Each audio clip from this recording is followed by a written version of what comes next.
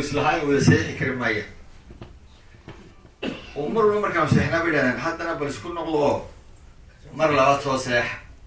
waanu seexna mar maaluu duunaale madaxweynena kasoo seexa madaxweynena seex waanu ugu seexa marka deeyaan midiya laynagu qali doono aan laynoo qarsanin awalba innaga isku tashan jiray sidaynu doonaba aynu u gallee amaba aynu iskaga boodna haddaynu doono waxyaabaha qaarkooda inaynu inagu isku tashanno oo muxuu haayay dadkeena dee runtii nin wanaagsan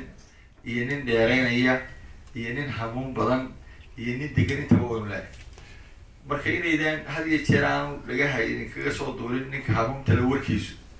oo aad tiradaan buuggiina dib ugu noqotaan talo hebel horta berigi muxuu idi yidhi oo aydaan markiiba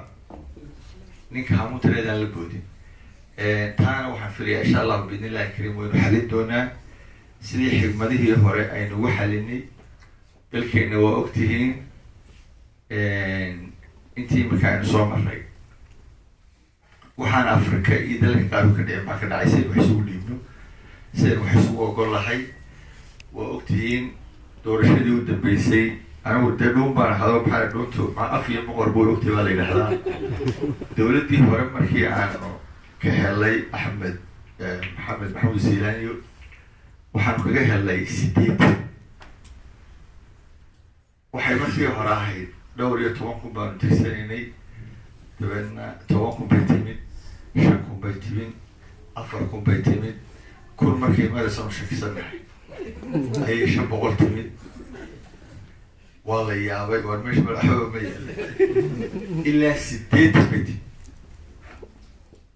waa ogtihiinoo afrikadii meel sideetan lagu kala baxaa ma jiro si wanaagsan bay u aqbaleen anana markii dambe dhowr goor ba ahaa noo kordhisanano kororsan haddana markii lana qabtay anagoo qoslayna ayaanu dhiibnay dawladda runtii dee waktigu ugu adkaynanu baxashaba aqoonihi sida laysugu bedelabanu sidaa uga baxnay iminkana wax dhiboon fili karayaanu oga yaratay ma jiro marka dad waxaynu noqonaynaa haddii aan la yidhaahdo ilaahay safgaran siiyey xigmad siiyey sidaa ku wada kaga baxa wixii dambe durduro ayay noqon doonaan waxaa keliya loo bahanya waxa weeyaan kow kalsoonina isku kalsoonaano maalinbana ninka meesha haya in la garab qabo oo la ilaaliyo oo la ixtiraamo sababtu waxa weeye haddaan wax xumeeyo oo waxay dhiibtaan oo xumeeyo dee waxa ay dhigteen halkana ay dhigteen meel aan la dhaafin checkpoint ba halkan yaala maalinta dambean idiin imaado dee way la xisaabtamaysaa idinkoona caayin idinkoona aflagaadeynin idinkoona madaxdiina waxba u dhimin markaa ninka madaxda maxaa 20 jir mudug jooga ilahay umaxla qalin baa ley ninka madaxdee shacabku ka dambeeyo ayaan daranoo mooyaane oo daranoo lama yidhaahdo waa la dadaalayaa nin walba madaxiba wuxuu doonayaa runtii inuu wax qabto inuu dadkiisa raali geliyo sida aabbuhu caruurtiisa iyo xaaskiisa uu jecel yahay maalintay ugu farxadda badan yihiin ayaa ninka madaxdina uu jecel yahay dadkiisu inay dad wanaagsan oo barwaaqooba oo nabad leh oo nabad haysta oo isogol inay noqdaan marka waxaa keliya dowladda daarmaya waxa weeye midnimadeena iyo wadajirkeena inaynaan marnaba ceeryaan dhex gelin annaguna waxaanu idin ballan qaadaynaa inaanu idinku dhaqno horumar cadaalad iyo sinan haddii la yidhaahdo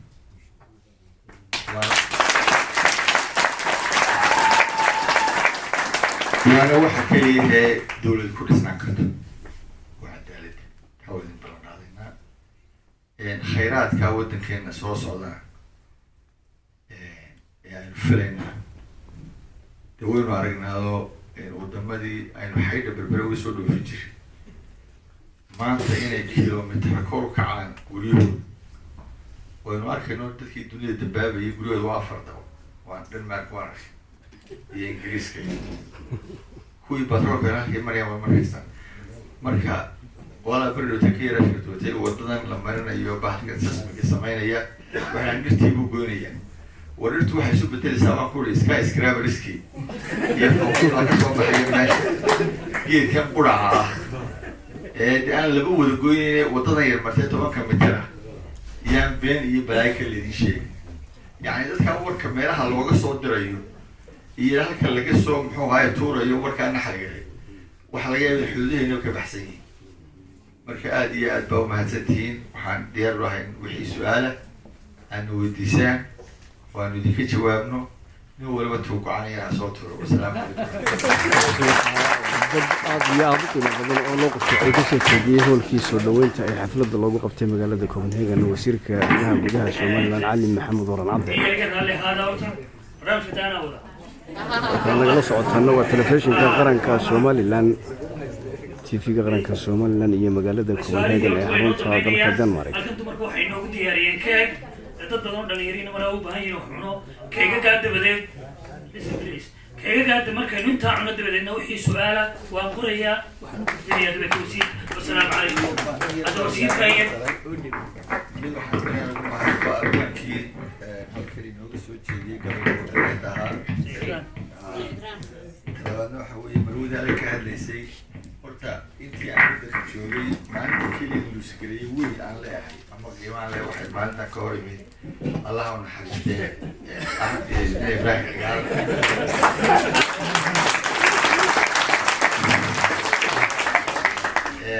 لكن الحمد لله رب العالمين ونهشيني أنا وهشام وكرتجني أنا ومعلم كيجي بوها كيجي سياسة بربوها لكن ربو مركز كمان لك هذا ومشكلة صوب حلوة وربنا ما نبضي عدني وسلاتنا وحاجات لكن أبو ده هدوين كيس لمبر ما ده هبك هاي السنة دي ومشكلة دوي مركز طلبات ورتي البرودة عرو ورتي الرتي وانو كلي وقال إيه بيوم جوال ونشوف بوها حتى يبغى عايز البرودة كجر وما السلام عليكم كان لقى صوت هنو التلفزيون كان قرن كسومالان هي مجال كوبنهاجن أي حرون صادر كدنمارك. halkan waa howlkii xafladooda halkan nagala socotaan waa xafladii soo dhaweynta iyo wasiirka arrimaha gudaha Soomaaliland Cali Maxamed Warren Cadde iyo magaalada Copenhagen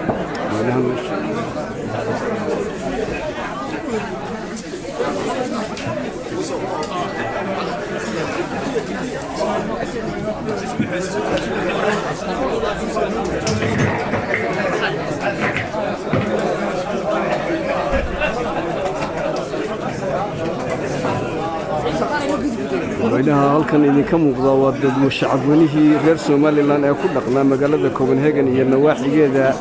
ka soo qayb galay xafladii soo dhaweynta wasiirka arrimaha gudaha Soomaaliland Mudane Cali Maxamed Warren Cadde halkan nagala socotaan waa telefishinka qaranka Soomaaliland iyo magaalada Copenhagen ee xarunta dalka Denmark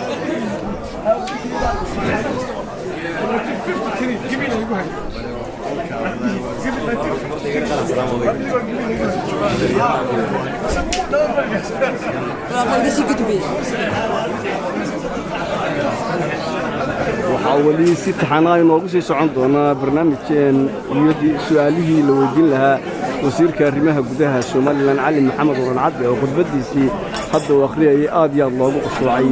كان لقنا صحتنا وتلفزيون كقرن كSoomaaliland يمجال ده Copenhagen حرونتا ضلك دنمارك